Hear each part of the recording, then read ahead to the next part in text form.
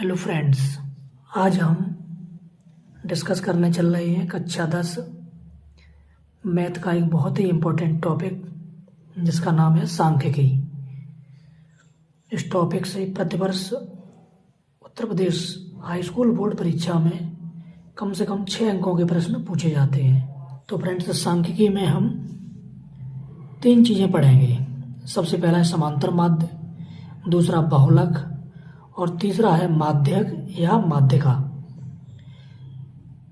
Friends, अभी इस video में हम केवल समांतर माध्य यानी माध्य के बारे में डिस्कस करेंगे।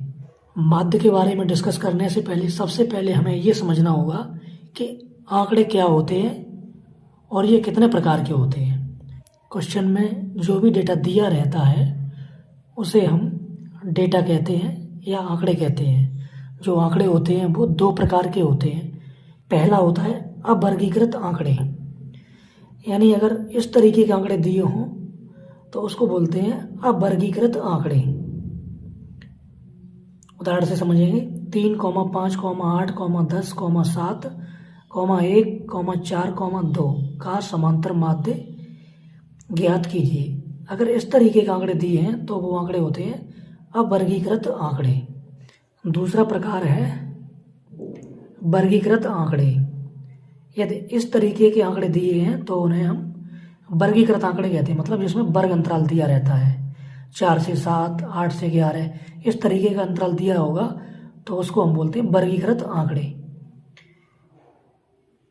तो फ्रेंड्स, अब आपकी समझ में आंकड़े आ गए होंगे, आंकड़े कितने प्रकार के होते हैं और ये दोनों प्रकार को पहचानने का तरीका भी आपको मिल गया होगा कि वर्गीकृत आंकड़ों को कैसे पहचानेंगे और अवर्गीकृत आंकड़ों को कैसे पहचानेंगे। जैसे ये सवाल दिया है, निम्न आंकड़ों का माध्य ज्ञात कीजिए। वर्ग बारंबारता, वर्ग दिया है 4 से 7, 8 से 11, 12 से 15, 16 से 19। बारंबारता दी है 5, 4, 9 और 10। और इस आंकड़ों का तुम्हें निकालना है माध्य। तो इस तरीके के जो आंकड़े होते हैं उन्हें बोलते हैं वर्गीकृत आंकड़े और इस तरीके के जो आंकड़े होते हैं उन्हें बोलते हैं अवर्गीकृत आंकड़े। तो आंकड़ों के समझने के बाद अब हम समझेंगे समांतर माध्य। समांतर माध्य को किस तरीके से निकालते हैं, इसके क्या क्या फॉर्मूले होते हैं, इसको कितनी विधियों से निकाल सकते हैं, वो सब हम समझेंगे। तो फ्रेंड्स, चलिए देखते हैं समांतर माध्य को। समांतर माध्य को माध्य भी कहते हैं और औसत भी कहते हैं। यानी जब आंकड़े दिए हों तो उनकी जो मीन वैल्यू होती है, उनकी माध्य वैल्यू होती है, माध्य मान होता है, उसको हम समांतर माध्य या औसत कहते हैं। तो सबसे पहले निकालेंगे अवर्गीकृत आंकड़ों का समांतर माध्य। यदि आंकड़े अवर्गीकृत हों तब समांतर माध्य बराबर पदों का योग बटे पदों की संख्या। इस फॉर्मूले से हम अवर्गीकृत आंकड़ों का समांतर माध्य आसानी से ज्ञात कर सकते हैं। चलिए फ्रेंड्स, इसको उदाहरण के माध्यम से समझते हैं। उदाहरण दिया है 1 से 10 तक की सभी संख्याओं का समांतर माध्य ज्ञात कीजिए। तो हम इसको सबसे पहले कैसे निकालेंगे? तो हम सबसे पहले लिखेंगे, हल डालेंगे और लिखेंगे दिया है। क्या दिया है? 1 से 10 तक की सभी संख्याएं दी हैं, उन्हें हम लिख लेंगे 1, 2, 3, 4, 5, 6, 7, 8, 9, 10। ये हो गई हमारी 1 से 10 तक की सभी संख्याएं। हमें ज्ञात क्या करना है? समांतर माध्य। समांतर माध्य बराबर होता क्या है? ये आंकड़े कैसे हैं? अवर्गीकृत आंकड़े हैं। तो इसके लिए फॉर्मूला हमने क्या बताया था? समांतर माध्य बराबर पदों का योग बटे पदों की संख्या। हमें ज्ञात क्या करना है? समांतर माध्य बराबर पदों का योग बटे पदों की संख्या। अब हमें पद कितने दिए हैं? 1 से लेकर 10 तक। तो अब समांतर माध्य बराबर 1 + 2 + 3 + 4 + 5 + 6 + 7 + 8 + 9 + 10 अपॉन पदों की संख्या। पदों की संख्या कितनी हो गई? 1 से लेकर 10 तक कितने पद हो गए? 10 पद। तो अपॉन में हो जाएगा 10। अब इन सबका एडिशन करेंगे 1 से लेकर 10 तक सभी संख्याओं का, तो इनका योग आता है 55 और 10 से भाग दे देंगे। 55 / 10, तो 10 का भाग लगाएंगे तो आंसर कितना आ जाएगा? 5.5। यही हमारा हो गया आंसर। तो अवर्गीकृत आंकड़ों का समांतर माध्यम इस विधि से ऐसे निकालते हैं। तो फ्रेंड्स, अब कोई भी आंकड़े दिए हों, अवर्गीकृत आंकड़ों का समांतर माध्य हम आसानी से ज्ञात कर सकते हैं। चलिए फ्रेंड्स, अब देखते हैं वर्गीकृत आंकड़ों का समांतर माध्य हम कैसे निकालेंगे। उनके सबसे पहले हम फॉर्मूले देखेंगे। चलिए फ्रेंड्स, अब देखते हैं यदि आंकड़े वर्गीकृत हों तब हम समांतर माध्य कैसे निकालते हैं। यदि आंकड़े वर्गीकृत हों तब समांतर माध्य निकालने की निम्नलिखित 3 विधियां हैं। जब आंकड़े वर्गीकृत होंगे तो हम इन 3 विधियों से समांतर माध्य को निकाल सकते हैं। पहली विधि है प्रत्यक्ष विधि, दूसरी विधि है कल्पत माध्य विधि और तीसरी विधि है पद विचलन विधि। जब आंकड़ों बहुत ही साधारण यानी सरल दिए होंगे तब हम प्रत्यक्ष विधि का प्रयोग करेंगे। जब आंकड़े थोड़े संख्या में बड़े दिए होंगे तब हम कल्पित माध्य विधि का प्रयोग करेंगे। और जब आंकड़े बहुत बड़ी संख्या में दिए होंगे तब हम पद विचलन विधि का प्रयोग करेंगे। तो सबसे पहली हमारी विधि है प्रत्यक्ष विधि।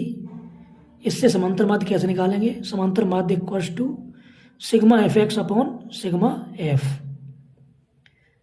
कल्पित माध्य विधि में समांतर माध्य कैसे निकालते हैं। समांतर माध्य बराबर A plus sigma F D upon sigma F, जहाँ ए है कल्पित माध्य तथा डी बराबर एक्स माइनस ए, यानी जो डी है, डी को कैसे निकालेंगे, एक्स में से ए को घटाकर निकाल लेंगे डी।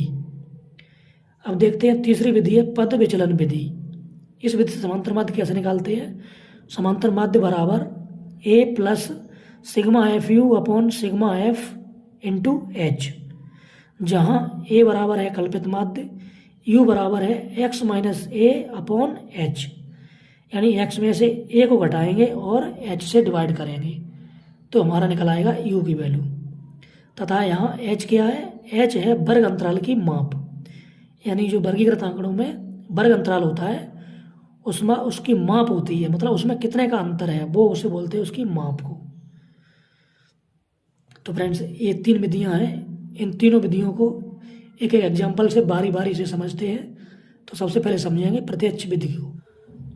इस उदाहरण से समझेंगे कि हम प्रत्यक्ष विधि से समांतर माध्य कैसे निकालते हैं। तो उदाहरण दिया है, उदाहरण 1, निम्नलिखित आंकड़ों का माध्य प्रत्यक्ष विधि से परिकलित कीजिए। वर्ग दिए 4 से 7, 8 से 11, 12 से 15, 16 से 19 और बारंबारता दी है 5, 4, 9 और 10। तो चलिए फ्रेंड्स, प्रत्यक्ष विधि से इनका समांतर माध्य ज्ञात करते हैं। तो सबसे पहले डालेंगे हल। तो फ्रेंड्स, सबसे पहले हल डाल के डालेंगे दिया है, दिया है, जो दिया है उसे लिखेंगे पहले।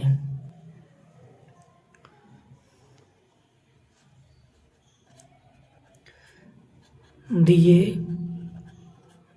गए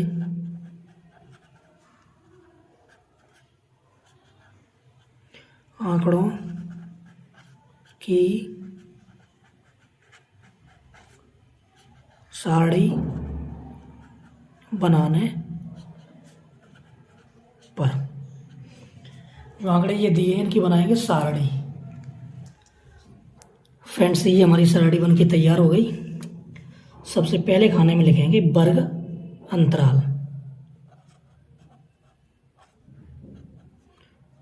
वर्ग अंतराल। दूसरे खाने में लिखा लेंगे वर्ग का मध्यमान,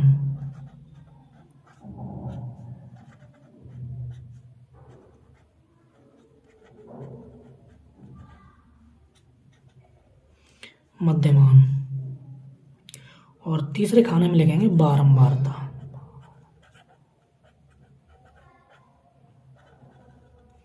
और इस वाले में निकालेंगे f इंटू एक्स। जो बारंबारता है इसको f से दिखाते हैं और मध्यमान है इसको x से। ये हो गया x, ये हो गया f, और इसमें निकालेंगे f इंटू एक्स। तो सबसे पहले लिखते हैं वर्ग। वर्ग हमारा पहला है 4 से 7, दूसरा है 8 से 11 और तीसरा है 12 से 15 और चौथा है 16 से 19। अब निकालेंगे वर्ग का मध्यमान। वर्ग का मध्यमान कैसे निकालेंगे? निम्न सीमा और उच्च सीमा को दोनों को जोड़ेंगे, यानी 4 + 7/2। 7 और 4 11, 11/2। 11 में 2 का भाग देंगे तो कितना आ जाएगा? 5.5। इसी प्रकार इसका निकालेंगे 8 + 11/2। 11 8 19, 19 में 2 का भाग लगेगा, ये आ जाएगा 9.5। इसी प्रकार इसका लेंगे 12 और 15 का, 12 + 15/2। 12 15 हो गया 27, 27/2 हो गया ये 13.5। और ये 16 + 19/2, 16 और 19 ये हो गया 35, 35/2 हो गया 17.5। और बारंबारता लिख लेंगे। बारंबारता कितनी दी हमारी? 5 4 9 और 10। अब निकालेंगे f × x। x की वैल्यू ये दी है और f की वैल्यू ये दी है। अब निकालेंगे f × x। f का x में गुणा करेंगे। तो चलिए फ्रेंड्स करते हैं गुणा। 5 25, 5 25 और 2 27, 27.5। अब 4 का करेंगे, 4 5 20, 4 9 36, 36 और 2 38। हम 9 का करेंगे, 9 5 45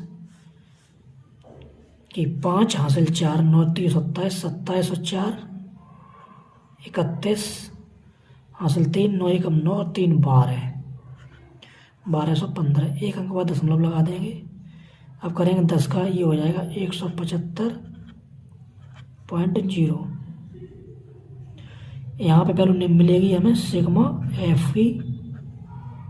10 और 9 19, 19 और 4 23 और 5 28। सिग्मा एफ की वैल्यू निकल आई 28। और ये है सिग्मा एफ एक्स की वैल्यू। इसका ऐड कर लेंगे, ये आ गया 362। हम निकालेंगे समांतर माध्य। फॉर्मूला बताई चुके प्रत्यक्ष विधि का। समांतर माध्य बराबर sigma f x upon sigma F. Sigma f x की वैल्यू ये है 362 अपॉन सिग्मा एफ की वैल्यू है 28। चाहो तो इसको 2 से काट लो। 2 एकम 2, 2 अट्ठे 16 और 2 एकम 2। 2 से काटेंगे ये 14 बार। अब 181 डिवाइड बाई 14। 14 का भाग दे देंगे। 14 एकम 14, 4 बचे। यहाँ पे 1 41 हो गया। 14 दूनी 28, 14 दूनी 28। अब बचे 13। पॉइंट लगा लेंगे। 14 नम्मा 126। अब बचे 5, 14 3 42। ये आ गया आंसर। चलिए फ्रेंड्स, अब निकालते हैं समांतर माध्य दूसरी विधि यानी कल्पित माध्य विधि से। तो इस उदाहरण 2 से समझते हैं। कल्पित माध्य का प्रयोग करके निम्न बंटन का माध्य ज्ञात कीजिए। वर्ग 10 से 30, 30 से 50, 50 से 70, 70 से 90, 90 से 110। और बारंबारता है 15, 18, 25, 10 और 2। तो सबसे पहले डालेंगे हल।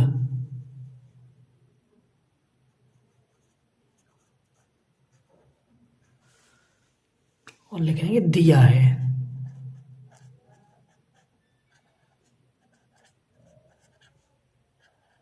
दिया है। क्या दिया है? ये दिया है, इसको लिखेंगे। फ्रेंड्स, जो दिया था वो हमने लिख लिया है। वर्ग और बारंबारता। वर्ग हमारा है 10 से 30, 30 से 50, 50 से 70, 70 से 90, 90 से 110।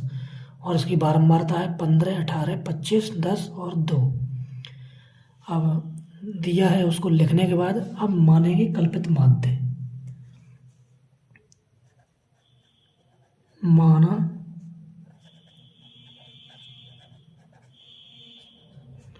कल्पित माध्य। कल्पित माध्य जो हम मानेंगे वो 1 2 3 4 5 वर्ग हैं। इस बीच वाले वर्ग की मीन वैल्यू मान लेंगे। 50 और 70 कितना हो जाएगा? 120। 120 का आधा हो जाएगा 60। कल्पित माध्य ए बराबर मान लेंगे 60। अब लिखेंगे अब समांतर माध्य के लिए सारणी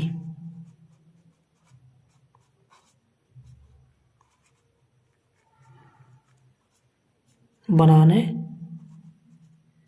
पर। अब बनाएंगे सारणी। फ्रेंड्स, ये बन गई हमारी सारणी।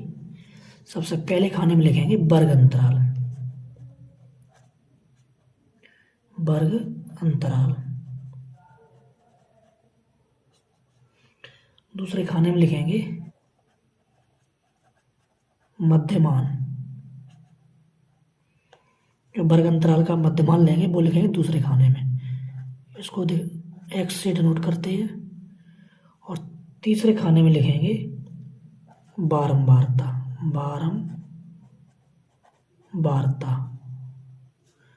ये होती है एफ। और चौथे खाने में निकालेंगे विचलन। विचलन विचलन कैसे निकालते हैं? डी बराबर एक्स माइनस ए। और यहाँ पे निकालेंगे एफ इंटू डी।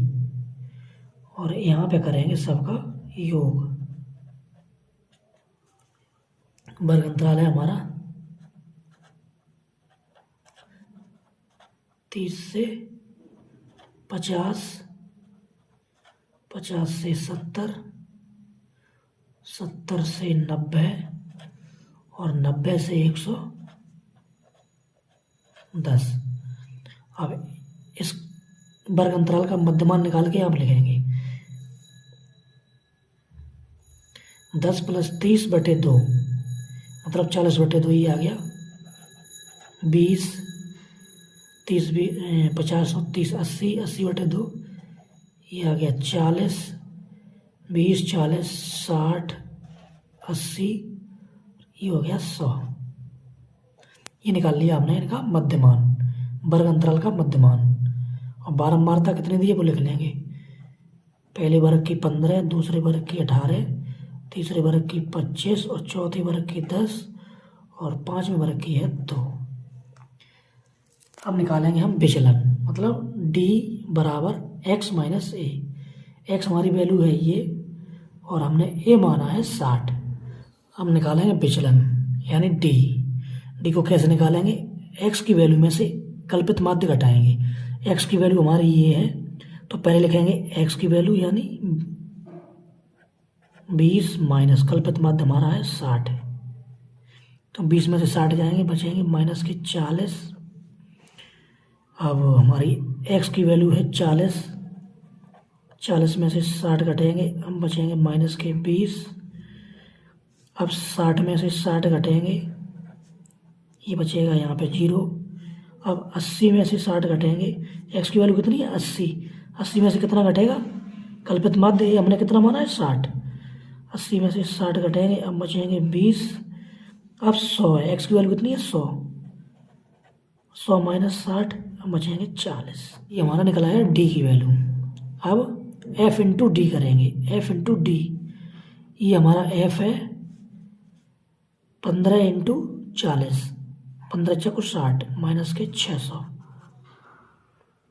अब 18 इंटू 20, 18 दूनी 36 माइनस के 360। अब 25 का मल्टीप्लाई होगा 0 से तो ये आएगा 0।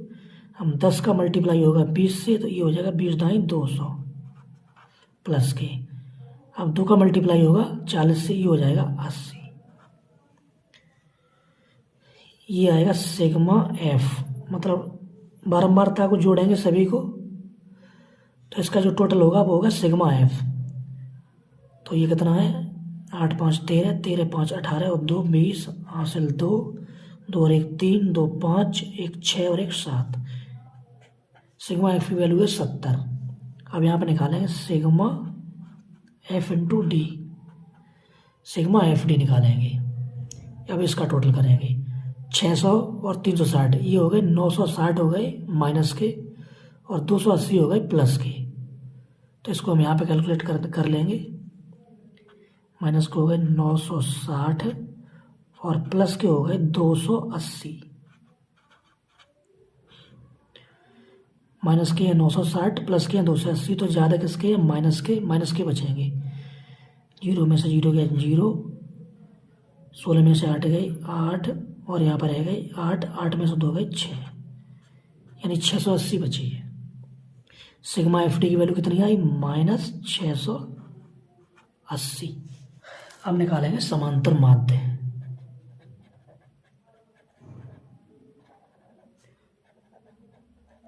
समांतर माध्य बराबर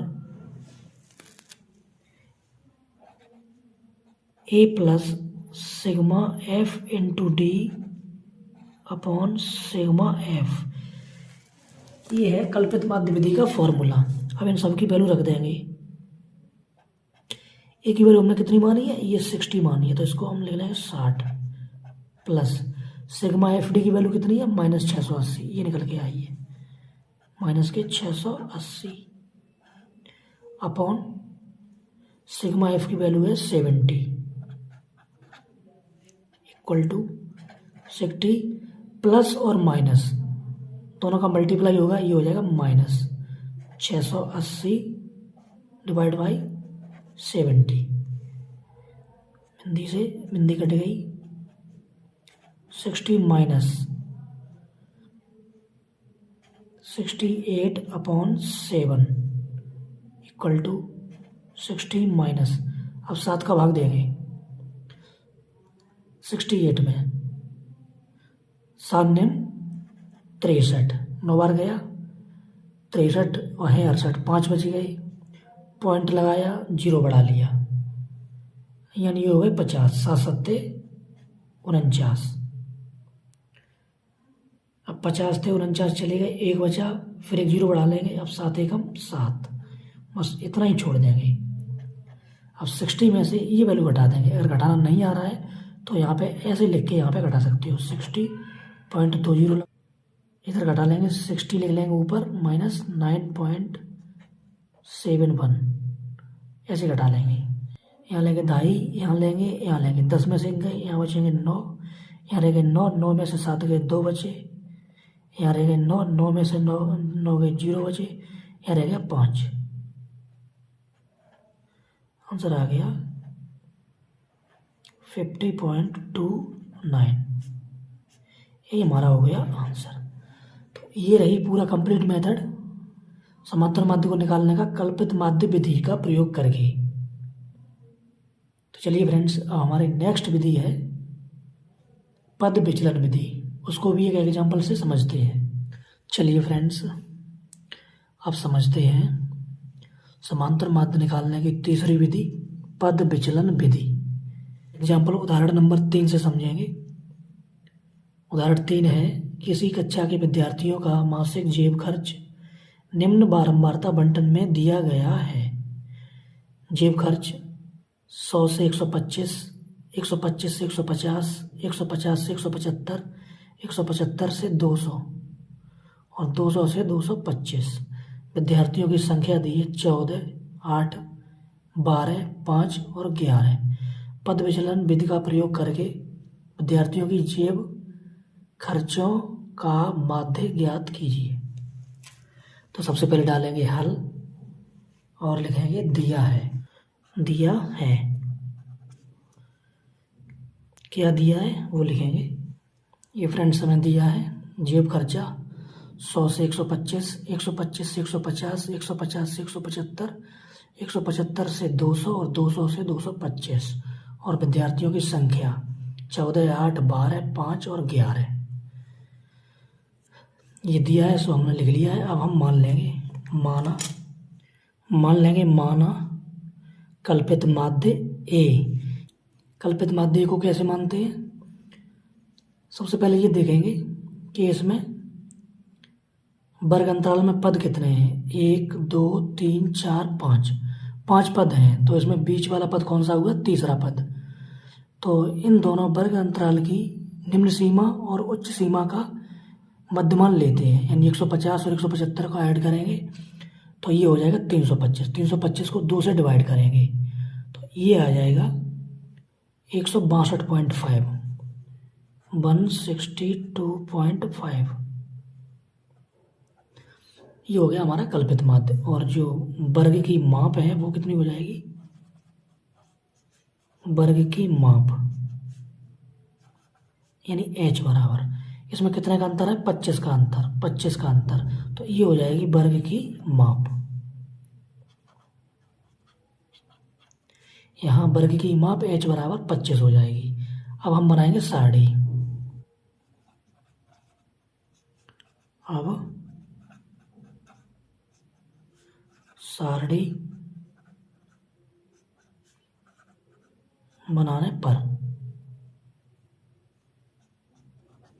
सारणी बनाने पर, अब बनाएंगे सारणी।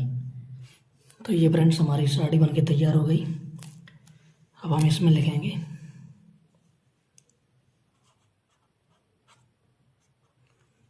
वर्ग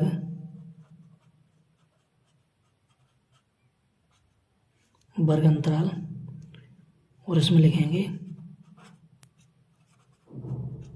वर्ग का मध्यमान, यानी ये होता है x। और यहाँ लिखेंगे बारंबारता, और ये होती है f। और यहाँ निकालेंगे u equal to x minus a upon h। और यहाँ निकालेंगे f इंटू u। अब यहाँ पे लिखेंगे वर्ग अंतराल 100 से 125। दूसरा है 125 से 150, 150 से 175, 175 से 200 और 200 से 225। अब इसका निकाल लेंगे मध्यमान। वर्ग अंतराल का मध्यमान कैसे निकालेंगे? 100 प्लस 125 बटे 2, ये हो जाएगा 250, 250 बटे 2 यानी 112.5।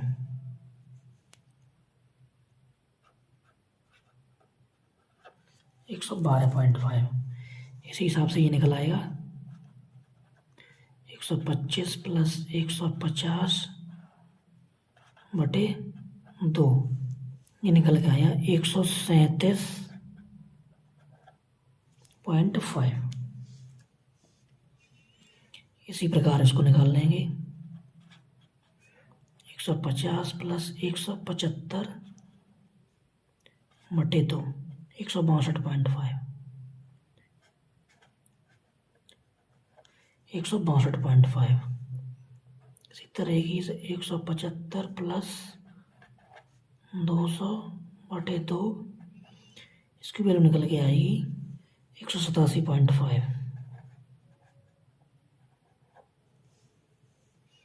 इसी प्रकार 200 प्लस 225 बटे 2, ये निकल के आएगी 212.5। हमने इसमें ए की वैल्यू कौन सी मानी थी? ए हमारा है ये है ए। अभी बारंबारता 14, 8, 12, 5 और 11। अब निकाल लेंगे u की वैल्यू। एक्स में से ए घटाएंगे, एक्स हमारा ये है और इसमें से ए ये घटाएंगे, मतलब एक्स माइनस ए, एक्स की वैल्यू है 112.5 माइनस ए की वैल्यू है 162.5 अपॉन एच की वैल्यू कितनी है 25। इसकी वैल्यू आएगी माइनस का 50 आएगा ऊपर, माइनस का 50 आएगा, माइनस के 50 में 25 का भाग देंगे तो ये आ जाएगा माइनस 2 बार। इसी तरीके से इसकी वैल्यू है 137.5 माइनस 162.5 बटे 25, इसकी वैल्यू आएगी -1। इसी प्रकार इसकी वैल्यू आएगी 162.5 माइनस 162.5 अपॉन 25 इक्वल टू 0, इसकी वैल्यू 0 आएगी। अब x की वैल्यू कितनी है 187.5 माइनस ए की वैल्यू कितनी है 162.5 बटे 25, इसकी वैल्यू आएगी प्लस का 1। 25 बचेंगे, 25 में 25 का भाग लगेगा तो आएगा 1।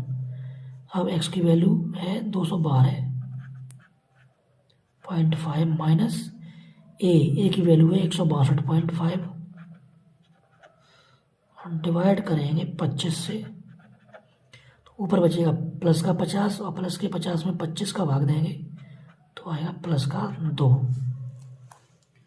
अब f इंटू यू करेंगे, f की वैल्यू ये रही और u की वैल्यू हमने ये निकाल ली, 14 दूनी 28, ये आ गया माइनस का 28, 8 एकम 8 माइनस का 12 इंटू 0 ये हो गया 0, 5 इंटू 1 ये हो गया 5 और 11 इंटू 2 ये हो गया प्लस का 22, प्लस का 5 प्लस का 22।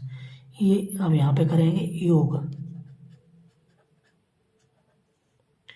ये बारंबार था इसका जोड़ कर लेंगे, 14 8 22, 22 और 12 34, 34 और 5 39 और 11 50, यानी सिग्मा एफ की वैल्यू आ गई 50 और ये वैल्यू आएगी सिग्मा एफ यू की वैल्यू 22 प्लस 5 27 हो गई प्लस के, और 28 और 8 ये 36 हो गई माइनस के 36 हैं।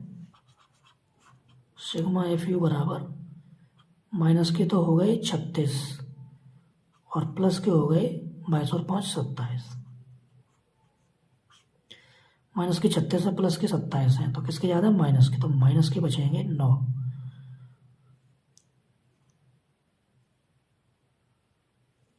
इसकी वैल्यू आ गई माइनस की 9। अब निकालेंगे समांतर माध्य।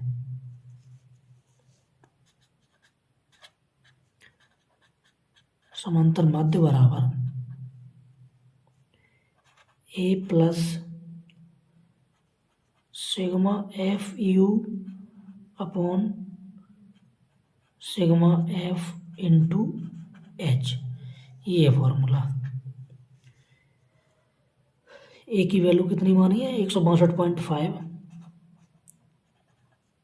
प्लस सिग्मा एफ यू, इसकी वैल्यू आई है माइनस के 9 अपॉन सिग्मा एफ की वैल्यू है 50 इंटू एच की वैल्यू है 25, 25 से काट देंगे 2 बार, ये आ गया 162.5 प्लस और माइनस का इंटू मल्टीप्लाई होगा, ये हो जाएगा माइनस 9/2, ये हो जाएगा 4.5, 9/2 करेंगे तो ये होगा कितना आ जाएगा 4.5 यानी 4.5। अब 162.5 में से 4.5 घटा देंगे तो ये बचेगा 0.5 में से 0.5 गए 0,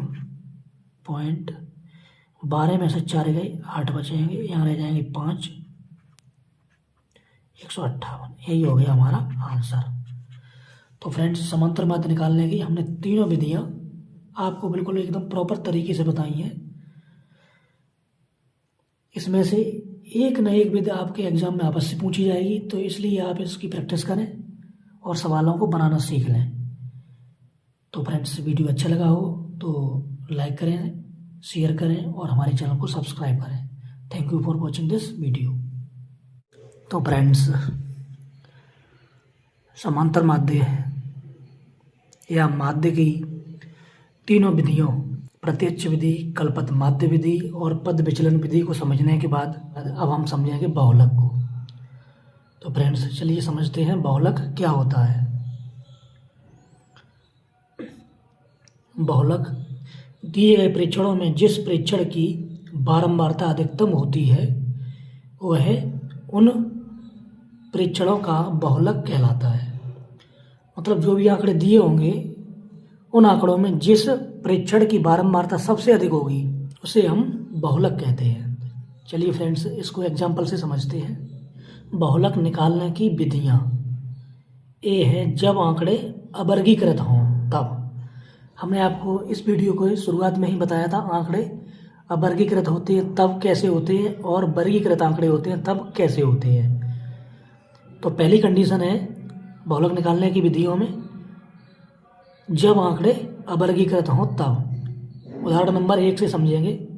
संख्याओं 3, 8, 7, 9, 5, 5, 6, 1, 5 और 2 का बहुलक ज्ञात कीजिए। अब फ्रेंड्स, इन आंकड़ों को गौर से देखेंगे तो हमें इसमें सबसे ज़्यादा जो 5 है उसकी आवृत्ति हुई है। 5 जो है वो 3 बार आया है। तो जो प्रेक्षण सबसे ज़्यादा बार आता है वही उसका बहुलक होता है। तो हम इसको कैसे सॉल्व करेंगे? सबसे पहले डालेंगे हल, दिया है जो संख्याएं दी उन्हें लिख लेंगे। 3, 8, 7, 9, 5, 5, 6, 1, 5, 2। ये हमारा आंकड़ा है और ये आंकड़े कैसे हैं? अवर्गीकृत हैं। तो बहुलक कितना हुआ? सबसे ज़्यादा आवृत्ति किसकी हुई है? कौन से प्रेक्षण की हुई है? 5 की हुई है। तो बहुलक हमारा कितना हो गया? 5। अधिकतम बारंबारता कितनी है? 3 बार, यानी इसकी 5 की आवृत्ति कितने बार हुई है? 3 बार। तो हमारा बहुलक हो गया 5।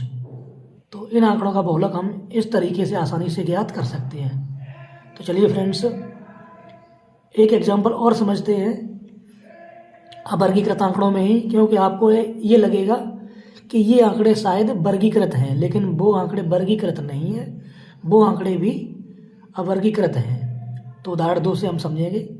चलिए फ्रेंड्स, समझते हैं। उदाहरण दूसरा है 72 विद्यार्थियों की एक कक्षा में 10 अंकों की क्लास टेस्ट में विद्यार्थियों का प्राप्तांक नीचे दिया गया है। आंकड़ों का बहुलक ज्ञात कीजिए। प्राप्तांक 10 में से 1, 2, 3, 4, 6, 7, 9, 10। विद्यार्थियों की संख्या 3, 5, 12, 18, 23, 8, 2 और 1। अब फ्रेंड्स, इस तरह की साड़ी देखकर आपको लगा होगा कि ये आंकड़े जो हैं ये वर्गीकृत आंकड़े हैं, लेकिन ये आंकड़े भी वर्गीकृत नहीं हैं, क्योंकि इसमें वर्ग अंतराल नहीं दिया है। जिन आंकड़ों में वर्ग अंतराल दिया रहता है बस केवल और केवल वही आंकड़े वर्गीकृत होते हैं। इस सवाल को ढंग से देखेंगे और इसके डाटा का गौर से एनालाइज करेंगे। यह नीचे विद्यार्थियों की संख्या, ऊपर है प्राप्तांक 10 में से।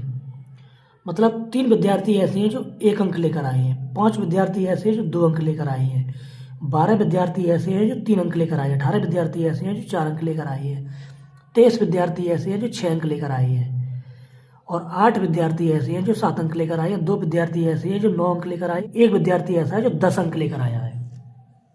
तो फ्रेंड्स, ये देखने के बाद आपको पता चल गया कि सबसे ज़्यादा आवृत्ति किसकी हुई है? 23।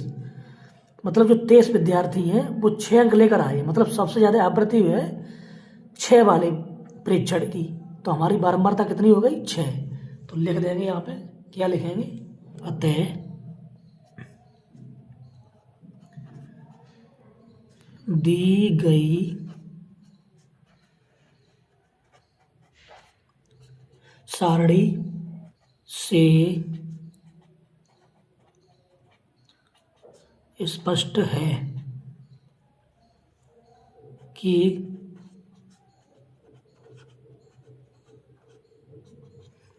सबसे अधिक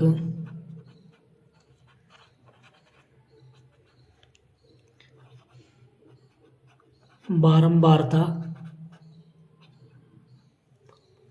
23 है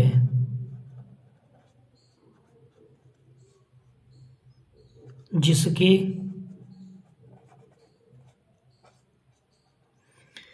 पद का मान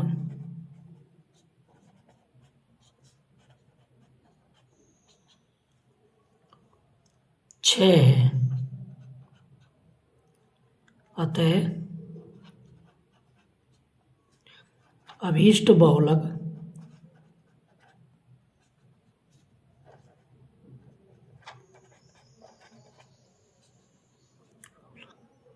छः है। फर्स्ट यही हमारा सवाल सॉल्व हो गया। तो फ्रेंड्स अभी तक हमने देखा कि बहुलक जब आंकड़े अवर्गीकृत हों तब कैसे निकालते हैं। इसके दो एग्जाम्पल से हमने आपको समझाया। अब निकालेंगे बहुलक जब आंकड़े वर्गीकृत होंगे तब कैसे निकालते हैं, तो उसको अब समझेंगे। चलिए फ्रेंड्स चलते हैं और समझते हैं वर्गीकृत आंकड़ों का बहुलक कैसे निकालते हैं।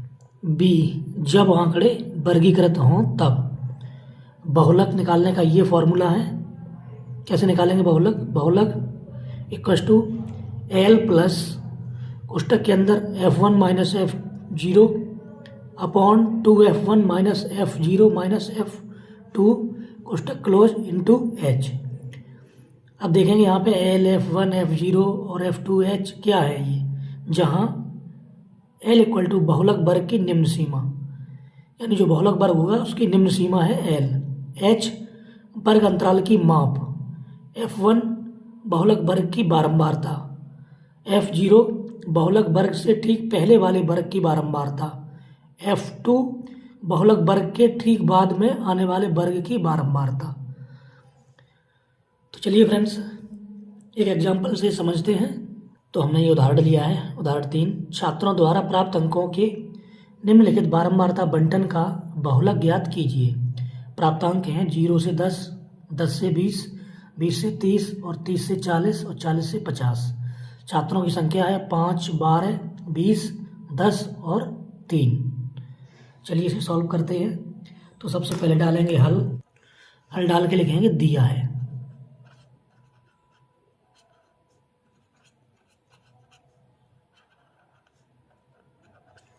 ये दिया है, इसको एक बार हम इसका बना लेंगे। फ्रेंड्स हमने जो दिया है वो लिख लिया है। प्राप्तांक 0 से 10, 10 से 20, 20 से 30, 30 से 40, 40 से 50 और छात्रों की संख्या है 5, 12, 20, 10 और 3। अब हम ये देखेंगे, सबसे पहले निकालेंगे बहुलक वर्ग। बहुलक वर्ग क्या होता है? जिसकी बारंबारता सबसे अधिक होती है वही बहुलक वर्ग होता है। इसमें सबसे अधिक बारंबारता 20 है, तो बहुलक वर्ग कौन सा हुआ हमारा? 20 और 30। तो हम लिख लेंगे, सबसे पहले निकालेंगे बहुलक वर्ग, लिखेंगे यहाँ वर्ग अंतराल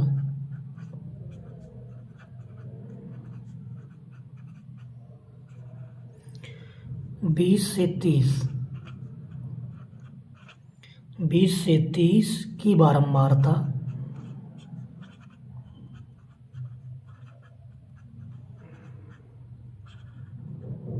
अधिकतम है।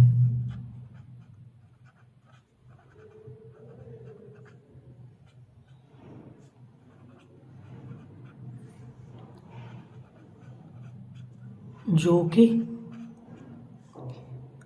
कि 20 है।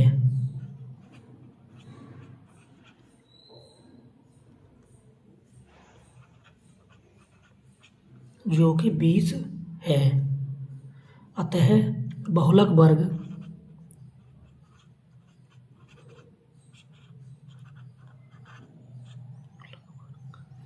अतः बहुलक वर्ग 20 से 30 है।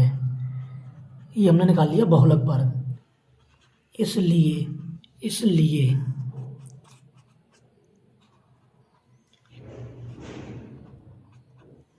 F1 हमारा हो गया 20 और F0 मतलब बहुलक वर्ग से पहले की बारंबारता होती है F0, तो ये हो गई 12। F1 क्या होती है? बहुलक वर्ग की बारंबारता, तो बहुलक वर्ग 20 से 30 है, इसकी बारंबारता हो गई 20 F1। F0 क्या होती है? बहुलक वर्ग से ठीक पहले की बारंबारता F0। और F2 क्या होती है? बहुलक वर्ग के ठीक बाद की बारंबारता ये हो गई 10। और h क्या होती है, वर्ग अंतराल की माप, 0 से 10, 10 से 20, कितना गैप चल रहा है, 10 का, तो h की वैल्यू भी हो गई 10। और l क्या होती है हमारी, बहुलक वर्ग की बारंबारता की निम्न सीमा, यानी 20, 30 की निम्न सीमा है 20, उच्च सीमा है 30, तो हमें चाहिए निम्न सीमा l, ये हो गई 20। अब निकालेंगे बहुलक। आता है बहुलक बराबर l plus f1 minus f0 upon 2 f1 minus f0 minus f2 into h। अब इसमें कर देंगे सब वैल्यू पुट। l की वैल्यू कितनी है 20 प्लस f1 की वैल्यू कितनी है, f1 की वैल्यू 20 माइनस f0 की वैल्यू 12 अपन 2f1, f1 की वैल्यू है 20, 2f1 करेंगे तो ये हो जाएगी 40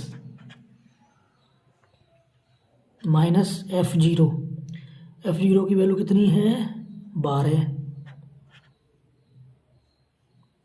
माइनस f2 की वैल्यू कितनी है, इसकी वैल्यू है 10, f2 की वैल्यू है 10 इंटू h की वैल्यू भी कितनी है 10। चलो फ्रेंड्स इसको एक बार सरल करते हैं। 20 प्लस 20 में से 12 जाएंगे, 8 बचेंगे, माइनस के 12 हैं और माइनस के ही 10 हैं, तो ये हो गए माइनस के 22, और ये 40 है प्लस के, 40 में से 22 चले जाएंगे तो ये बचेंगे 18 इंटू 10 यहाँ पे है 20 प्लस, अब 10 का मल्टीप्लाई इसमें हो जाएगा, 8 दाई 80, 80 बटे 18 इक्वस टू 20 प्लस 18 का भाग दे देंगे, 18 चौक 72, 18 चौक 72, अब 20 में 4.4 ऐड कर देंगे तो ये हो जाएगा 24.4। यही हमारा आ गया बहुलक, ये हो जाएगा हमारा आंसर। तो फ्रेंड्स जो वर्गीकृत आंकड़े होंगे तब हम इस तरीके से आंकड़ों का बहुलक निकालेंगे। तो ये था इसका पूरा प्रोसेस। अब बहुलक को समझने के बाद अब समझेंगे माध्यिका। तो फ्रेंड्स चलिए अब समझते हैं माध्यक या माध्यिका को। केंद्रीय प्रवृत्त की वह माप जो प्रेक्षणों को उनके आरोही या अवरोही क्रम में लिखने पर श्रेणी के मध्य प्रेक्षण का मान प्रदान करती है, उसे हम माध्यक या माध्यिका कहते हैं या माध्यक कहलाती है।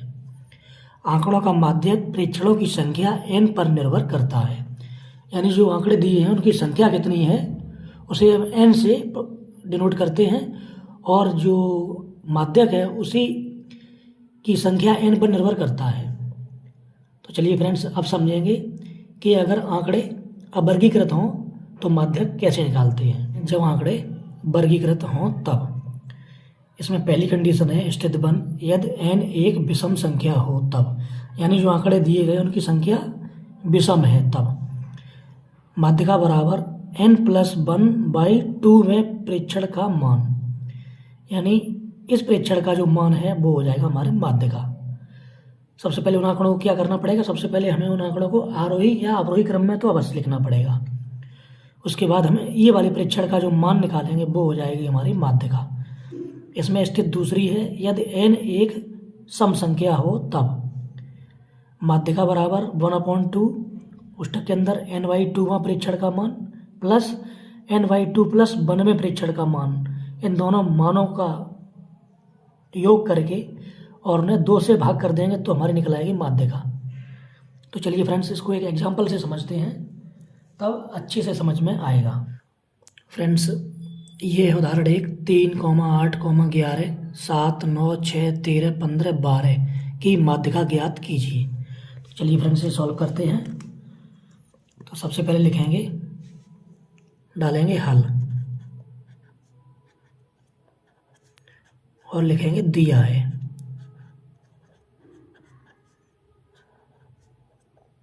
जो दिया है उसे लिखेंगे क्या दिया है, 3, 8, 11, 7, 9, 6, 13, 15, 12। तो सबसे पहले इन्हें लिखेंगे आरोही या अवरोही क्रम में। तो सबसे पहले इन्हें लिखेंगे आरोही क्रम में लिखने पर।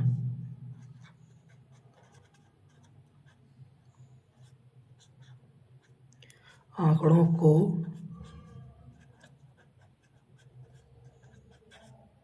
आरोही क्रम में लिखने पर। सबसे छोटी संख्या है इसमें 3, उसके बाद है 6, उसके बाद है 7, उसके बाद है 8, उसके बाद है 9 और उसके बाद है 11, उसके बाद है 12, उसके बाद है 13 और उसके बाद है 15। ये हमने लिख लिया इसको आरोही क्रम में, 3, 6, 7, 8, 9, 11, 12, 13, 15। अब यहाँ पे आंकड़ों की संख्या कितनी है, यहाँ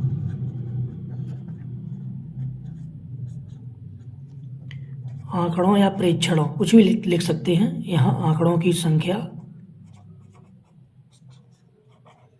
n बराबर कितनी है, 1, 2, 3, 4, 5, 6, 7, 8, 9, यानी 9 आंकड़े दिए हैं। और ये संख्या कैसी है, ये संख्या है विषम। विषम विषम के लिए लगाएंगे फॉर्मूला। अब माध्यिका बराबर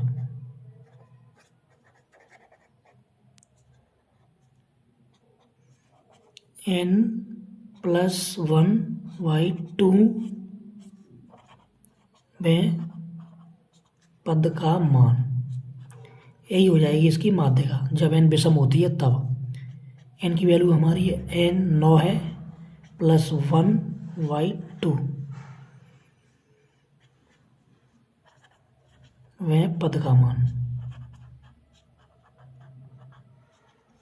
9 + 1 कितना हो गया, 10, 10/2 हो गया 5, यानी 5वें पद का मान। 5वें पद का मान। अब 5वां पद देखेंगे कहाँ है हमारा, 1, 2, 3, 4, 5 लिख देंगे। अतः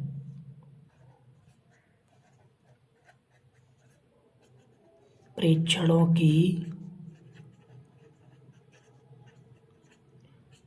अभीष्ट माध्यिका बराबर 5वां पद क्या है, 9 है। इस तरीके से हम अवर्गीकृत आंकड़ों की माध्यिका निकालेंगे। तो फ्रेंड्स ये प्रोसेस आपकी समझ में आया होगा। चलिए फ्रेंड्स एक एग्जांपल से और समझेंगे। जब आंकड़ों की संख्या सम होगी तब, अभी हमने विषम का समझा है, आप समझेंगे सम होगी तब कैसे निकालेंगे। चलिए फ्रेंड्स चलते हैं नेक्स्ट एग्जांपल 2 की तरफ। उदाहरण दूसरा है, प्रथम 10 अभाज्य संख्याओं का माध्यक ज्ञात कीजिए। तो सबसे पहले डालेंगे हल। दिया है प्रथम 10 अभाज्य संख्याएं, तो हम प्रथम 10 अभाज्य संख्या लिखेंगे।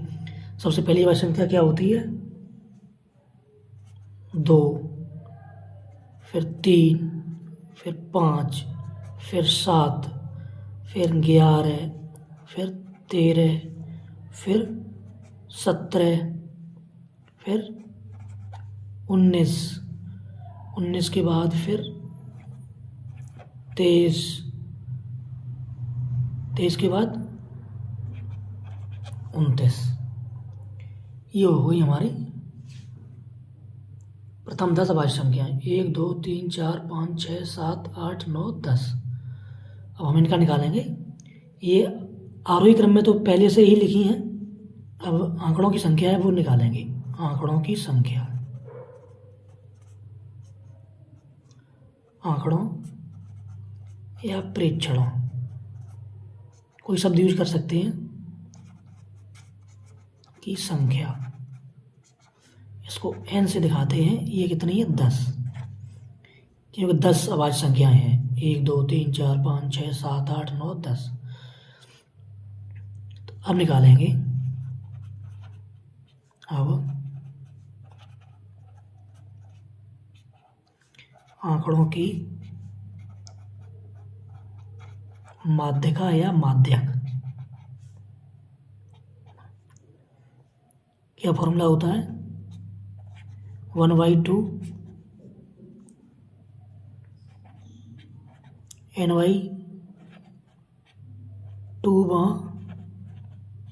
पद प्लस n/2 प्लस 1 पद। ये फॉर्मूला है, हम पहले ही लिखा चुके हैं। 1/2 n कितना है? 10/2 पद प्लस 10/2 प्लस 1 पद।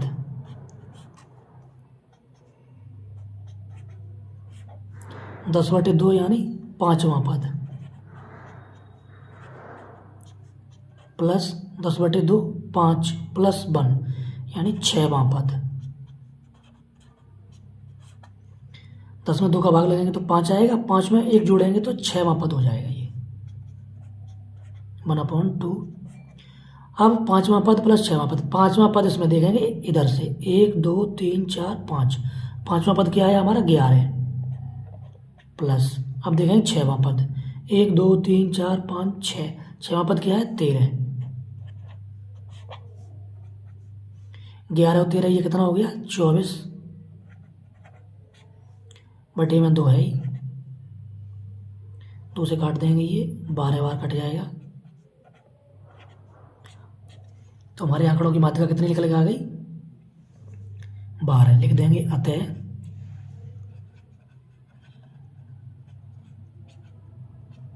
आंकड़ों की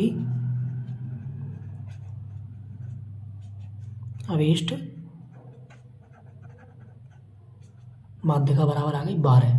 तो इस तरीके से चाहे संख्या आंकड़ों की सम हो या विषम हो, हम दोनों कंडीशन में उनकी माध्यिका आसानी से ज्ञात कर सकते हैं। जब आंकड़े अवर्गीकृत होंगे तब। अब निकालेंगे जब आंकड़े वर्गीकृत होंगे तब उनकी माध्यक या माध्यिका कैसे निकालते हैं। तो चलिए फ्रेंड्स उसे समझते हैं। बी, वर्गीकृत आंकड़ों की माध्यिका। माध्यिका equals to L plus n/2 minus CF whole upon F कोष्ठक क्लोज इंटू H, जहाँ L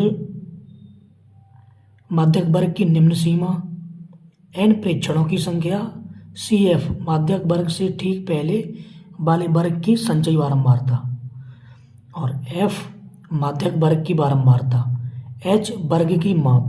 और वर्ग की माप कैसे निकालते हैं? वर्ग की दोनों सीमाओं का अंतर करके उनकी माप निकाल लेते हैं वर्ग की।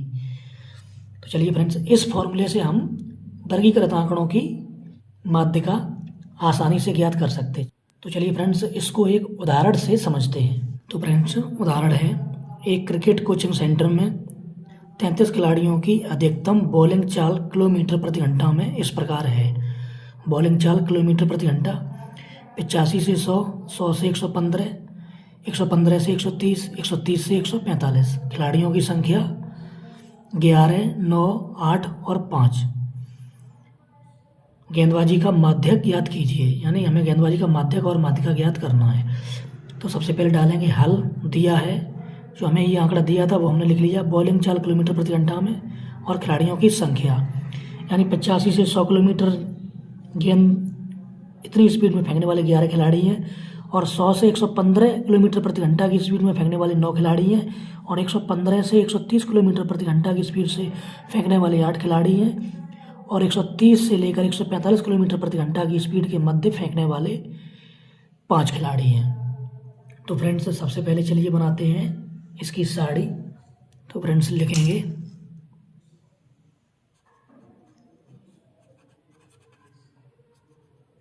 माध्यक के लिए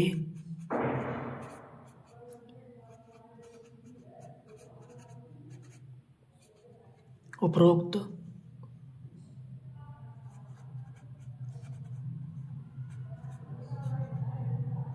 आंकड़ों की सारणी बनाने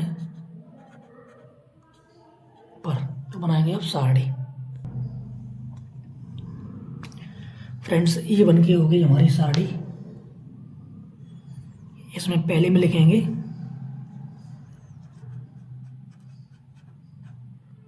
बॉलिंग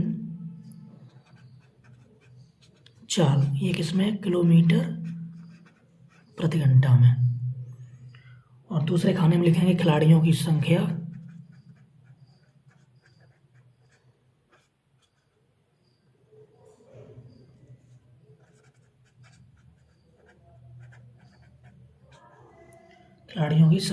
और इसमें निकालेंगे संचयी बारंबारता। संचयी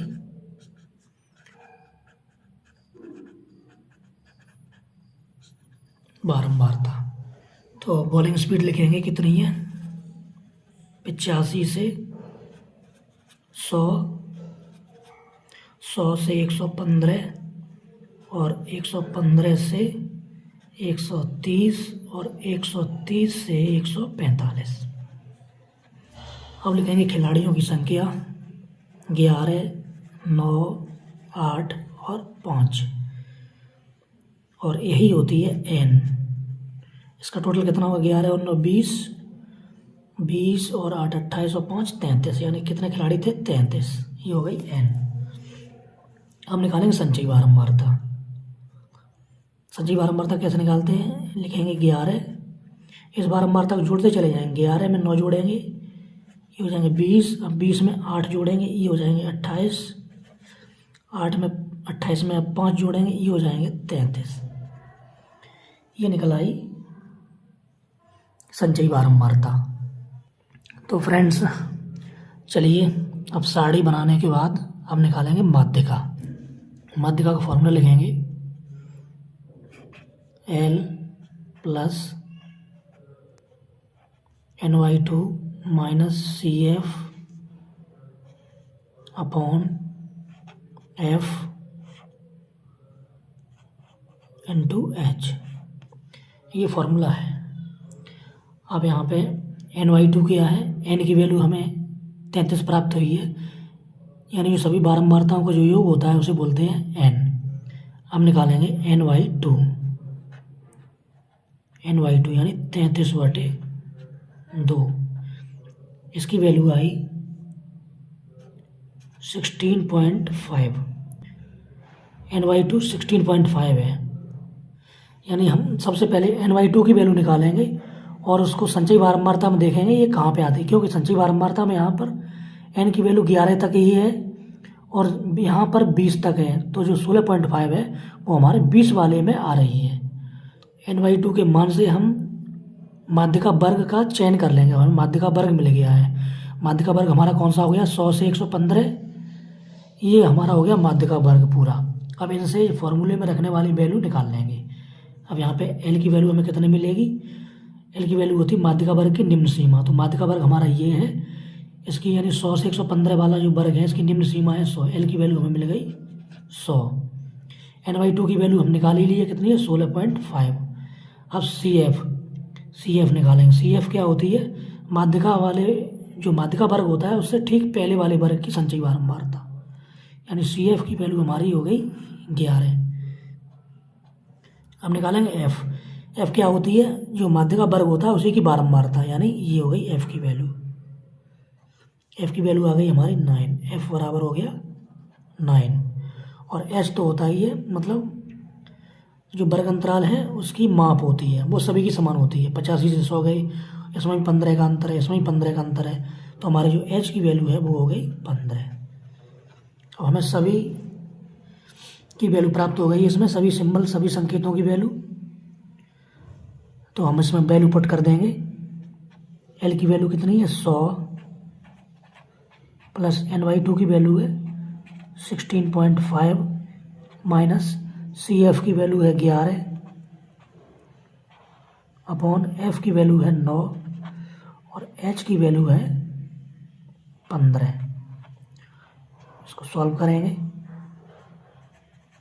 100 प्लस 16.5 में से 11 गए, यहाँ बचेंगे 5.5 इंटू 15 का होगा इसमें मल्टीप्लाई, और अपॉन में रहेंगे 9। अब इसको यहाँ से सॉल्व करते हैं।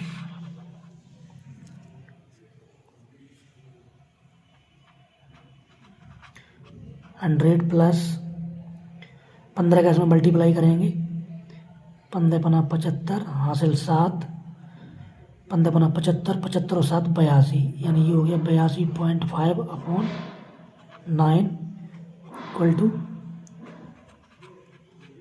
9 का भाग दे देंगे। 9 निम्मा 81, 1 बचा 15 हो गया, 9 एकम 9। अब कितने बचे? 6 बच गए, 60 हो गए, 9 6 54। अब इतना ही आता रहेगा 9.16। इसमें जोड़ देंगे 100 में, तो ये हो जाएगा 109.16। तो ये सभी खिलाड़ियों की गेंदबाजी का माध्यक निकल के आ गया है। तो फ्रेंड्स इस तरीके से हम माध्यक निकाल लेंगे। तो उम्मीद है ये माध्यक निकालने का ये तरीका आपकी समझ में आ गया होगा। तो फ्रेंड्स वीडियो को अच्छा लगा तो वीडियो को लाइक करें और शेयर करें और हमारे चैनल को सब्सक्राइब करें। Thank you for watching this video.